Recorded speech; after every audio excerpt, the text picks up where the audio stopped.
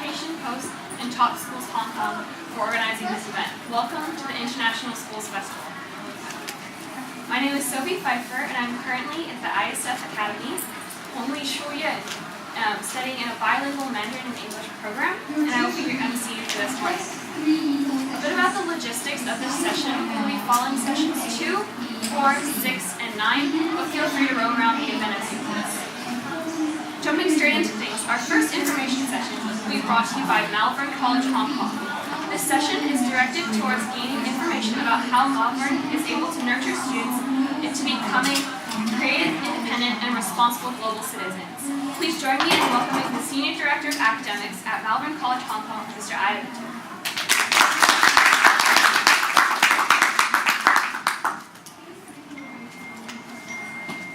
Thank you very much, Sophie, and I would like to use this, so I'm going to be walking over here. Okay, Malvern College. Who are we? I promise it's only going to be about 3-4 slides that have a lot of text here, but I don't expect you to read this. What really the aim is, Malvern College has been around for over 150 years. So when we talk about the educational philosophy, it is something that has been building up for the past 152 years. Confident children, equipped, inspired, extensive sporting program, looking at musical, artistic, a very rich co-curriculum. Pastoral care is extremely important to us, maximizing the potential of children. We're looking at values education, but we want children to be flexible, pragmatic. Communication skills, responsibility, leadership skills. Okay? And once they get into an older age, they will be able to contribute to the global society. We are pupil-oriented. I'm going to be using the word pupil once in a while. I may exchange it with the word student. That's one of the things that I had to learn when I moved to Malvern College. Do I use pupil? Do I use students? But I'll use them interchangeably. And please do attend the afternoon session when you will meet our headmaster, and I'm sure he'll be using the word pupil quite often. Okay? Features of Malvern College education. Again, 150 plus years. Again, we're repeating certain things here. Well-rounded individuals, a strong pastoral system. We're looking at learning and teaching environment which is extremely rich, encouraging independent learning. We're looking at a very comprehensive co-curricular program, and obviously developing internationally minded pupils. We're looking at a very rich house system, which again, as I said, if you come in the afternoon and do ask us questions afterwards, a very, very rich program. Here is something that's very important for us, is building relationships, but it's relationships when I look at it, relationships among colleagues, relationships between pupils and staff, between parents and the school, between the school and the community. So when we look about strong relationships, that's what we are looking at.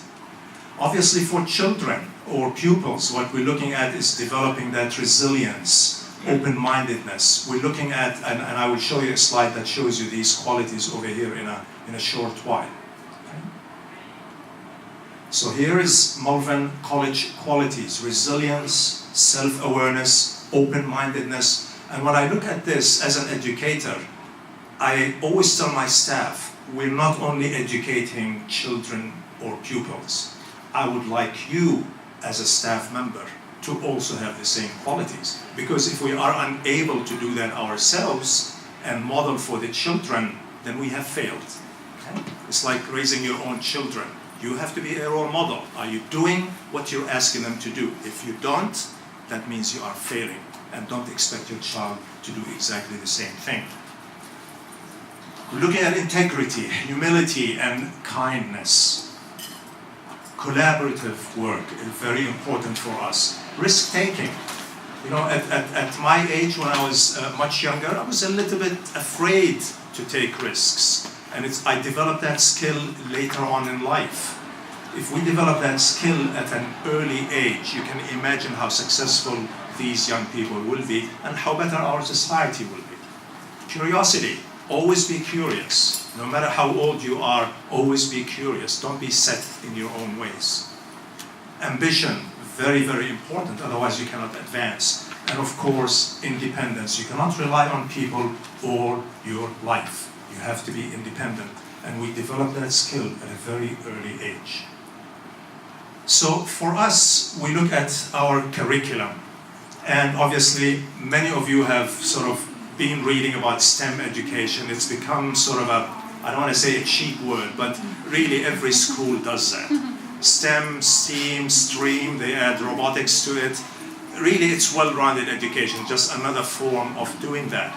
But our society has changed so much right now that technology and science have become so visible outside. You know, everybody's carrying a smartphone right now, okay? That's part of your STEM education. How well do you use it? Maybe you don't use it well enough, because all you're doing is either communicating with your friends, getting messages, just an easy way to get messages. It is a form of communication, even though people criticize it by saying, I'm not talking to you face to face. But just look at the children who are shy, who don't look you in the eye, how well they will use that technology, because they found a safe way to communicate with others. So I don't look at it negatively.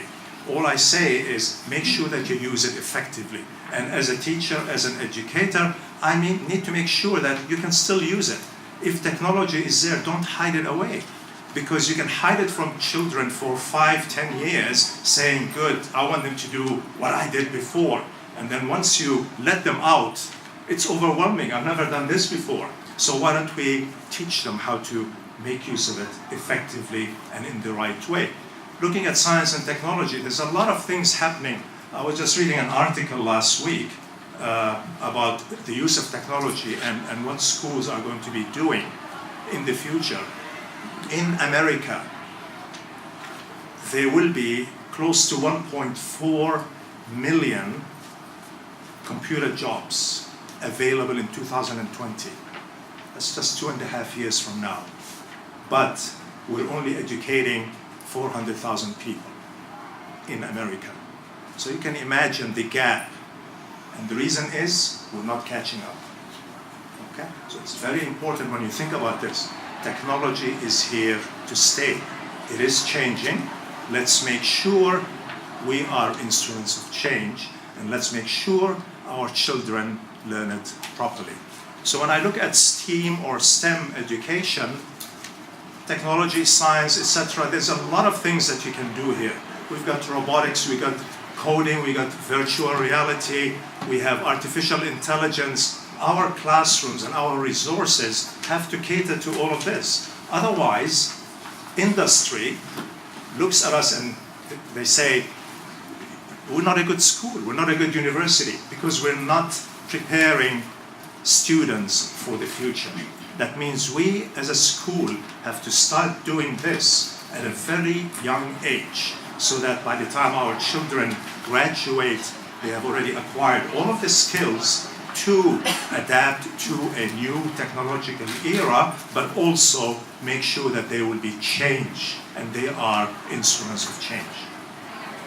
So we decided, as a school, 152 years of experience, looking at what it is that will drive us, what is the best curriculum for us. So we decided we choose an IB education. Because if you look at the qualities of an IB education, we're looking at learners. We're looking at quality of teaching and learning. Definitely global context, and that starts from the PYP program, the early years even in some schools. We're looking at interdisciplinary understanding, so linking things together. So we don't teach subjects on their own in isolation. We bring everything together. We at Malvern would do this. IB education does that. It's the best marriage we could find. Looking at transforming students and schools. If we transform students, I'm looking at it transforming us as well. I am not going to be, as an educator, asking kids to transform, but I keep doing the same thing for the past 20 years. Malvern has been transforming itself for over 150 years. If they have been transforming themselves, it's a very successful story. And what we're doing here in Hong Kong is also transforming ourselves. So if we set ourselves in very rigid ways, but expect others to change, we're not doing the right thing. So I'm hoping as we change students, we also change ourselves as well to something better.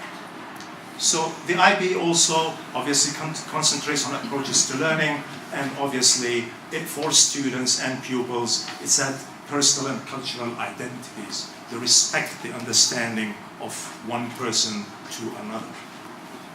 And therefore, we look at the IB curriculum. It is broad, balanced, and I'm not going to be talking about the IB curriculum today, but basically, many of you have seen the IB wheels, I should say. They have 4 programs, but we are adopting 3 of them. From the left is the primary years, middle years, and then we have the diploma program. For us at Malvern College, we are going to be starting from the PYP program, year 1 to year 6. In our first year of operation, we will have year 7, 8, and 9 as well, which is basically 3 years of the middle years, and then every year we add 1 more year. So by 2021, we will have the IB diploma program as well. So it's a full IB education if we don't use the career-related program. Now, IB approach, but this is also our approach as well. As I said, connecting subjects together, connecting ideas together. Everything we do, if I do a mathematics problem, I'm a mathematics teacher myself. When I do a mathematics problem, it is meaningless just to say, learn your multiplication table, learn how to, your calculus and differentiation and integration. If I don't apply it, if I don't link it to something else, it is totally meaningless. So for us as teachers, as a mathematics teacher, I had to learn the sciences. I have to know how to use mathematics in the humanities. I had to, later on in life, I started learning computer-aided design. Therefore, I had to learn a little bit more about design and architecture and buildings and so on. I'm linking things together because subjects link. It is very difficult just to teach one subject without understanding how it links with everything else. Learner profile, again, if you look at it, is a lot of things here that we have been doing at Malvern for over 150 years. And that's why we find this particular curriculum very well suited to what we're doing over here. Attitudes. This is, I'm just giving you attitude, PYP attitudes, the primary years program attitudes for children, okay? It's that appreciation, commitment, confidence, creativity, curiosity, cooperation, okay? As they're doing all of their work, their units of inquiry, the teachers are helping them to understand that particular aspect as they're doing it. Are they cooperating? Are they building that confidence? Are they showing curiosity? All of that is built in the attitudes as those children are learning. Empathy. It's very, very important. We at this stage, I'm looking, and I don't have to mention names, but world politics is becoming very scary these days. Okay? When I look at at Western politics and what's happening between West and East, I'm looking at it.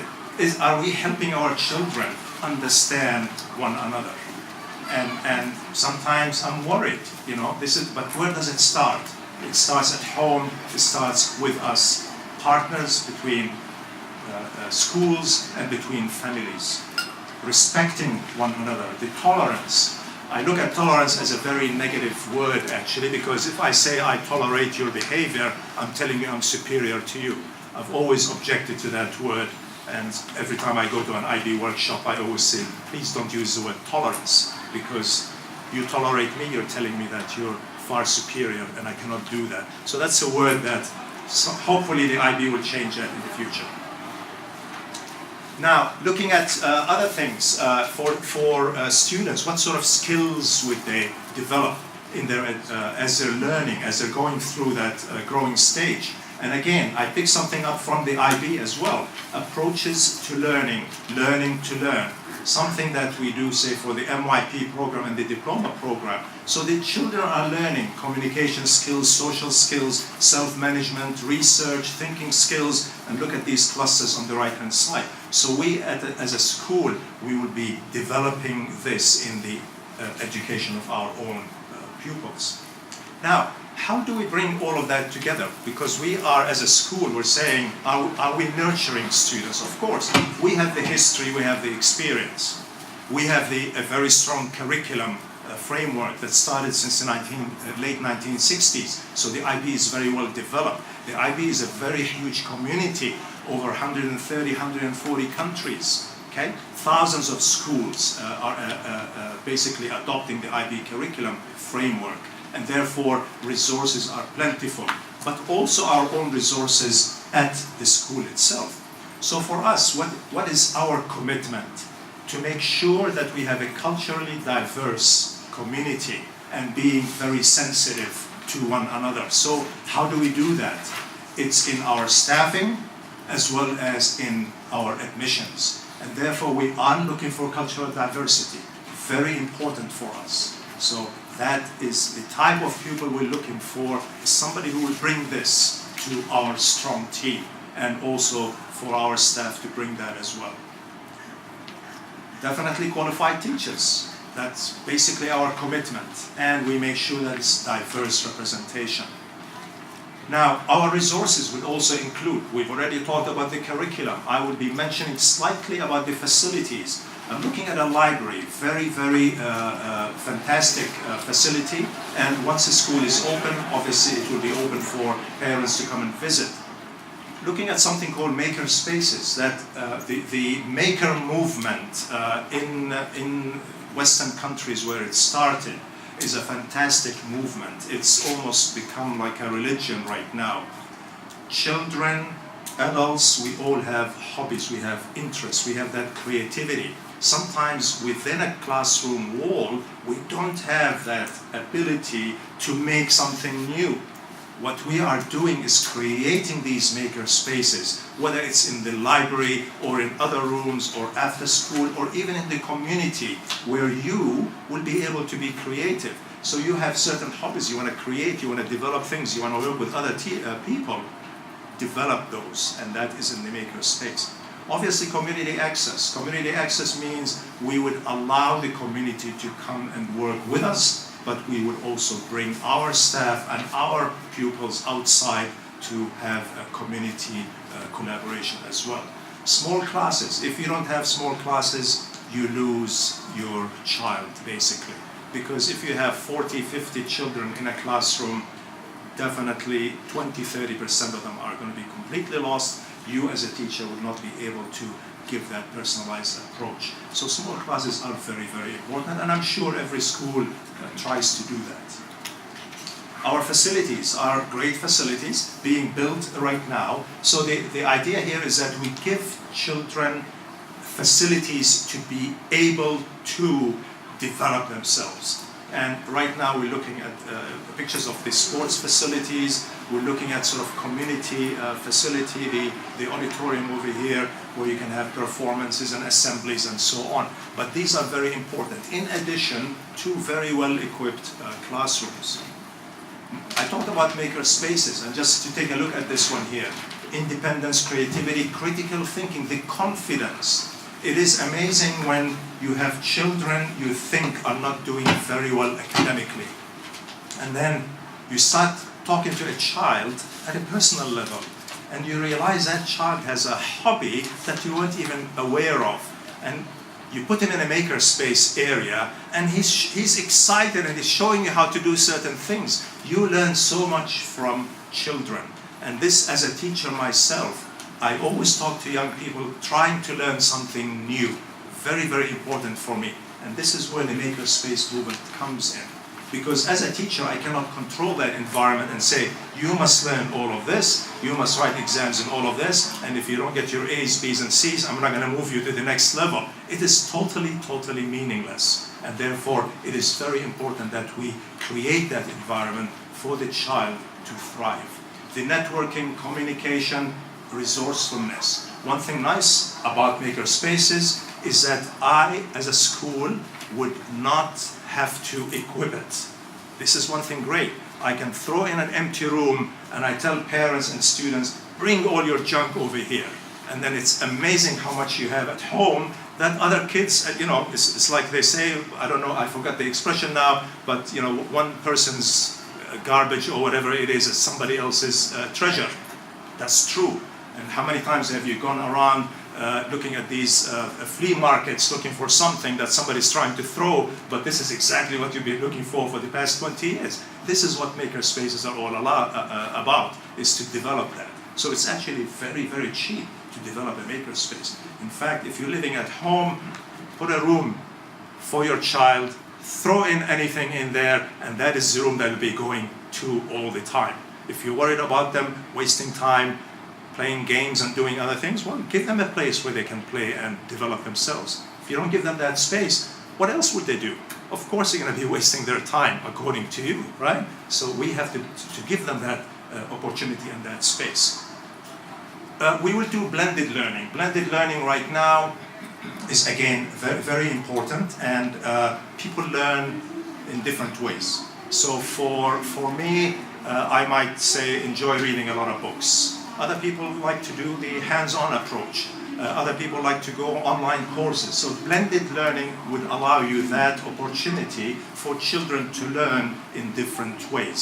So they develop these different skills. So we don't just say you have to study through this textbook and that's all you're going to be doing. I have to provide them with different ways of learning. Personalized learning, very, very important. Every child, every person, everyone sitting in this room learns a different way. And therefore, with smaller classes, with a very high teacher-to-student ratio, I am able to spend more time with every child and allow us to develop a curriculum that satisfies you. So it is possible that children may not do in year one, may not accomplish the same thing as all of their peers, but ultimately by the time they finish school, they may learn at their own different pace, but they will learn. So I should not fail a child because they haven't reached the same level as all of the children in year one, because they may pick it up in year two, they may pick it up in year three. This is basically what we're looking at. So we have to be patient with our own children. Personalized learning is very, very important. Enrichment, obviously for us as a school, Malvern College definitely is dedicated to the science, the languages, the mathematics, in addition to the other co-curricular activities. Gifted and special education, absolutely. That's something that we will be doing on a regular basis, identifying kids who are gifted, identifying kids who would need extra support. That will be part of our program. The pastoral program, extremely important as well. As I said, please, I invite you to listen to our headmaster later on in the afternoon, and he will be able to talk a little bit more about this. So the pastoral program itself, obviously, first thing that we do is safeguarding. Safeguarding is very important in taking care of the children, making sure that they are in a safe environment. If children do not feel safe in any environment, they will not learn. They will not achieve. They will not be the children that you want them to be. So in your home, they have to feel safe. In our school, they have to feel safe. And safeguarding is one of our strong features of the pastoral program. Obviously, regular and daily assemblies with the children. House system, tutor system, again, you will listen to that later on.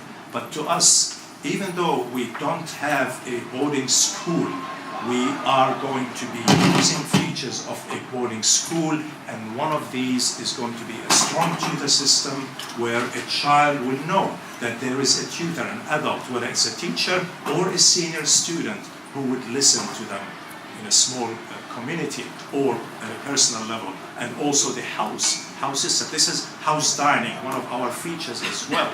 So children will be eating with their own house on a daily basis, and that's how you develop that sense of community.